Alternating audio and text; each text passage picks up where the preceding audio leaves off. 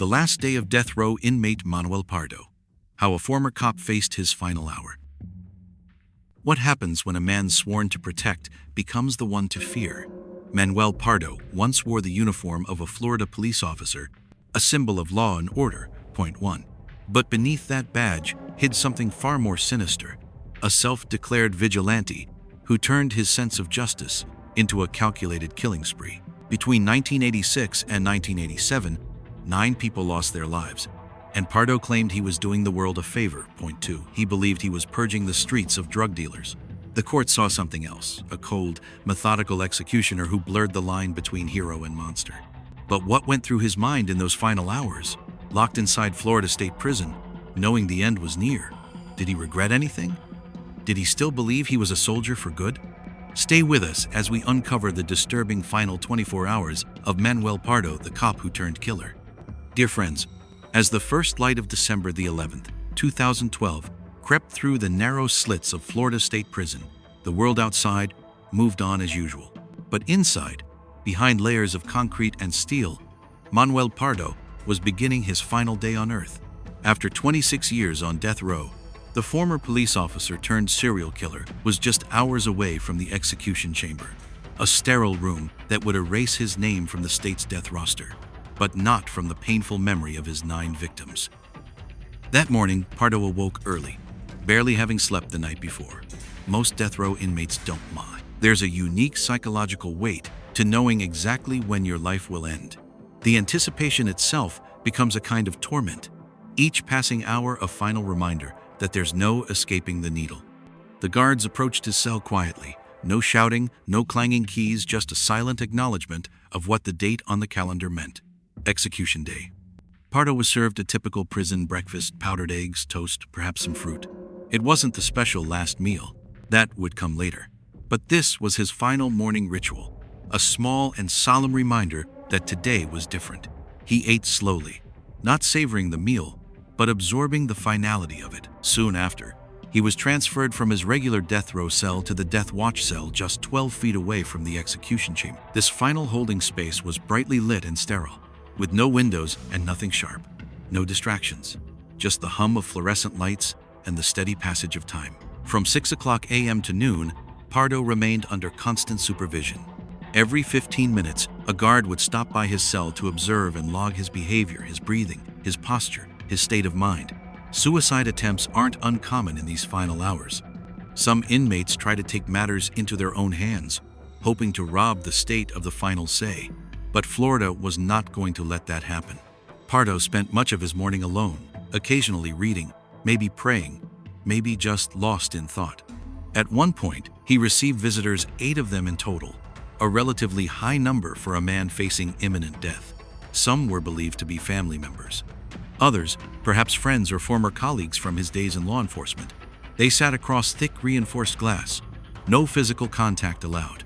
What they talked about remains private, but one thing was clear. For those few hours, Manuel Pardo was not a monster or a case number. He was a man saying goodbye. At around 1 o'clock p.m., a prison chaplain stopped by. Pardo had requested spiritual counseling. It's unclear what was said, but given his past declarations that he was doing God's work by eliminating criminals, one can assume he still believed in the righteousness of his mission. Throughout his trial and incarceration, he insisted that he had done society a favor, that his victims were all drug dealers who deserved their fate. Point 4. Yet investigators and prosecutors believed otherwise. They saw a man intoxicated by power, driven not by justice but by ego and delusion. He had documented his crimes in chilling detail. Photos of victims, a diary of killings, and Nazi memorabilia that painted a disturbing portrait of a man with deep-seated racist and authoritarian beliefs. At his trial, Pardo told the jury, "I am a soldier. I accomplished my mission, and I humbly ask you to give me the glory of ending my life." He wanted to die.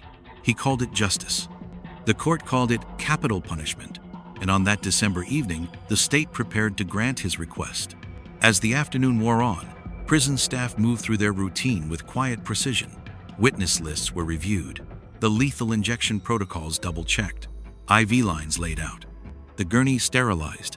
At around 4 o'clock p.m., Pardo was given his last meal: rice, red beans, roasted pork, plantains, avocado, tomatoes with olive oil, and pumpkin pie. He washed it down with eggnog and Cuban coffee. It was a meal rich with flavor and memory, an echo of his Cuban heritage and the life he once lived before the darkness took over. He didn't rush the meal. He didn't linger either.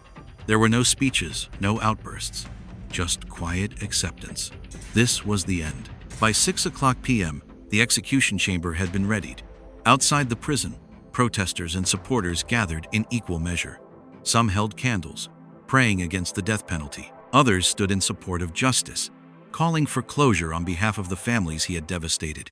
One of those voices belonged to Frank Judd, the nephew of one of Pardo's victims. "The pain continues to this day," he said, "but I thank the state of Florida for bringing closure to my family." At 7:00 p.m., Pardo was led from his cell. His face was tense, yet composed. There were no more appeals. The courts had denied a last-minute attempt to delay the execution on mental health grounds. The narrow hallway to the death chamber was lined with steel doors and heavy silence. He passed other cells, his gaze fixed ahead. He knew the path. There would be no detour. In the execution room, Pardo was strapped to the gurney. A white sheet was pulled up to his chin, his left arm extended.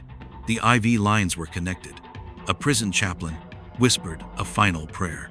At 7:31 p.m., the first of 3 lethal drugs was administered. Pardo blinked rapidly as the chemicals coursed through his veins. His breath turned shallow. He trembled briefly. Then came the second drug, one that paralyzed his muscles.